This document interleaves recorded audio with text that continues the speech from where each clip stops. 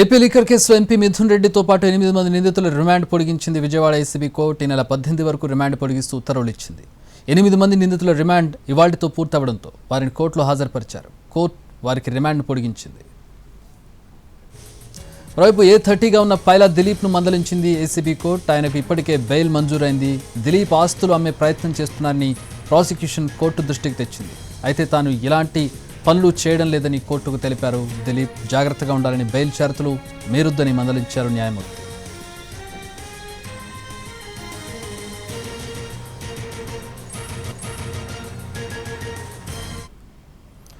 Right, మా ప్రతినిధి Srikanth join అవుతున్నారు కోర్టు నుంచి. మరిన్ని వివరాలు తెలుసుకుందాం. శ్రీకాంత్, పైలా దిలీప్ విషయంలో కోర్టు ఎట్లాంటి వ్యాఖ్యలు చేసింది, ఎట్లాంటి షరతులు విధించింది?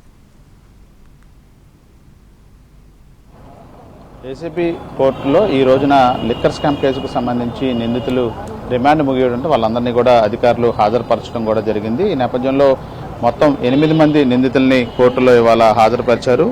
8 మందికి సంబంధించి రిమాండ్ని ఈ నెల 18వ తారీఖు వరకు రిమాండ్ పొడిగిస్తూ కూడా న్యాయస్థానం ఆదేశాలు జారీ చేసింది. ప్రస్తుతం చెవిరెడ్డి భాస్కర్ రెడ్డిని కూడా విజయవాడ జైలుకి తరలించే ప్రయత్నం అధికారులు ఒకవైపున చేస్తూ ఉన్నారు. కానీ చెవిరెడ్డి తన వాదన మరోసారి వినిపించే ప్రయత్నం చేస్తూ ఉన్నారు. విజువల్స్లో కూడా మనం స్పష్టంగా చూడొచ్చు. ఇదంతా తప్పుడు కేసు, ఖచ్చితంగా కావాలనే ఈ కేసులో సిట్ అధికారులు తనను ఇరికించారు. మద్యానికి తనకు ఎప్పుడు సంబంధం లేకపోయినా ఇలాంటి తప్పుడు కేసు నమోదు చేసి అన్యాయంగా అక్రమంగా కేసులు నమోదు చేసి జైల్లో పెట్టారనే అంశాన్ని చెవిరెడ్డి భాస్కర్ రెడ్డి పదే జైలుకి అంటే రిమాండ్కి తరలించే ప్రయత్నంలో ఎప్పుడు ఏసీబీ కోర్టుకు తీసుకొచ్చినా కూడా చెవిరెడ్డి తన వాదనని మీడియాకి చెప్పే ప్రయత్నం చేస్తామన్నారు. మరోవైపు ఎంపీ మిథున్ రెడ్డికి సంబంధించిన బెయిల్ పిటిషన్ ఈ నెల 16వ తారీఖుకి వాయిదా పడింది. ఆయన రెగ్యులర్ బెయిల్ పిటిషన్ దాఖలు చేశారు. ఇక ఈ కేసులో A30గా ఉన్నటువంటి దిలీప్కి ఇప్పటికే ఏసీబీ న్యాయస్థానం బెయిల్ కూడా మంజూరు చేసింది. ఈ బెయిల్ విచారణ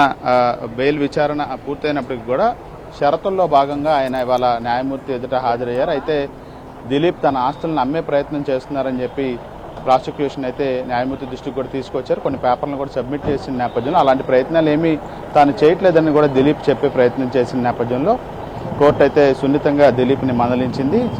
ఏదైతే బెయిల్ ఇచ్చిన సందర్భంలో ఇచ్చిన షరతులు ఏవి మేరొద్దని కూడా సున్నితంగా దిలీప్ని హెచ్చరించిన పరిస్థితి కూడా ఉంది. ఇక ఇదే కేసులో Sajjala Sridhar Reddy default bail petition కూడా దాఖలు చేశారు. అది వేరే నిందితులకు కూడా డిఫాల్ట్ బెయిల్ ఇవ్వడంతో హైకోర్టులో పిటిషన్ ఒకటి నడుస్తుంది విచారణ. ఈ నేపథ్యంలో ఆ విచారణ తర్వాత 18వ తారీఖున విచారణ చేపడతామని న్యాయస్థానం కూడా పేర్కొన్న నేపథ్యంలో ఇక మాజీ డిప్యూటీ సీఎం నారాయణ స్వామి మొబైల్ ఏదైతే ఉందో దాన్ని ఇప్పటికే సిట్ అధికారులు సీజ్ చేశారు. అందులో డేటాకి సంబంధించి తెలుసుకోవడానికి FSLకి పంపేందుకు ఏసీబీ కోర్టులో అనుమతి కోసం పిటిషన్ దాఖలు చేయగా కోర్టు అనుమతి కూడా మంజూరు చేసింది. అందులో ఉన్నటువంటి డేటా అదేవిధంగా ఫోన్ కాల్స్తో పాటు ఆర్థిక లావాదేవీల అంశాలకు కీలక సమాచారం ఆ ఫోన్లో ఉన్నాయని సిట్ భావిస్తున్న నేపథ్యంలో సిట్ FSLకి కోర్టు అనుమతితో ఫోన్ను కూడా పంపించింది. ఆ రిపోర్ట్ వచ్చిన తర్వాత కొన్ని కీలక అంశాలు నారాయణ స్వామి నుంచి కూడా తెలుసుకునే అవకాశాలు ఉంటాయని సిట్ భావిస్తోంది. గత ప్రభుత్వ హయాంలో నారాయణ స్వామి ఎక్సైజ్ శాఖ మంత్రిగా పనిచేశారు, డిప్యూటీ సీఎంగా కూడా పనిచేశారు. లిక్కర్ స్కామ్ కేసుకు సంబంధించి ఇప్పటికే నారాయణ స్వామిని సిట్ అధికారులు కూడా విచారించిన నేపథ్యంలో ఇప్పుడు ఆయన మొబైల్ డేటా కీలకంగా మారింది. FSL రిపోర్ట్ కోసం సిట్ అధికారులు అయితే ఎదురు చూస్తూ ఉన్నారు. Thanks for the update Srikanth.